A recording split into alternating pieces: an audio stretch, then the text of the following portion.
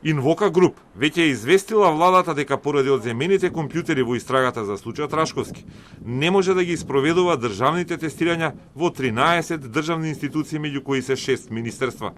Најзагрозен е приемот на нови слушатели на Академијата за суди и обвинители, а директорката Наташа Габер Дамјановска ни рече дека веќе се направени консултации со владата за да се изнајде решение и да не се закочи и одолжува потребниот избор на кандидати за нова генерација слушатели.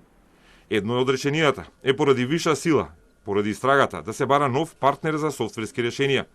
Опозицијата обвинува и се прашува дали поранешниот генерален секретар на владата, Рашковски, тргувал со прашањата за избор во Академијата и колку суди и обвинители се плод на измама.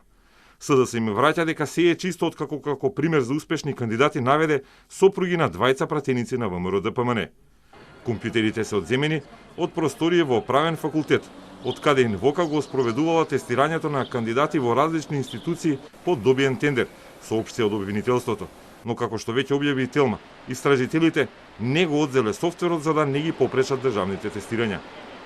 Во досегашната истрага не се пронајдени материјали поврзани со приемните испити на слушатели во Академијата на суди и јавни обвинители. Што се однесува до софтверот за полагање на испитот за прием на слушатели во Академијата на суди и јавни обвинители, истиот не е одземен.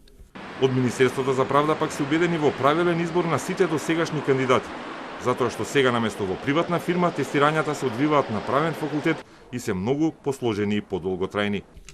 Постојат јасни критериуми, повеќе филтри и различни испити, со што можноста за било какви малверзации се сведени на минимум. Фактот што овие испити ги поминуваат кандидати од различна провиненција докажува дека нема злоупотреба или кршење на процедурите при нивниот избор. Покрај Академијата и Министерството за правда ги користи софтверските решенија од сега осомничената фирма Инвока, иако не за правосуден испит.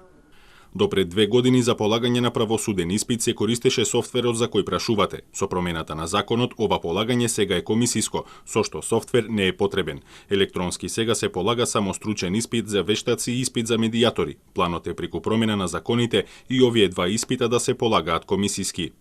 Со софтверски решенија кои ги доби фирмата партнер на Рашковски, се вршало тестирање и за носители на оружје во МВР, за инспекторски лиценци на инспекцијскиот совет, како и за тестирања во катастарот, во Комисијата за хартија од вредност, како и во агенции за супервизија и царината.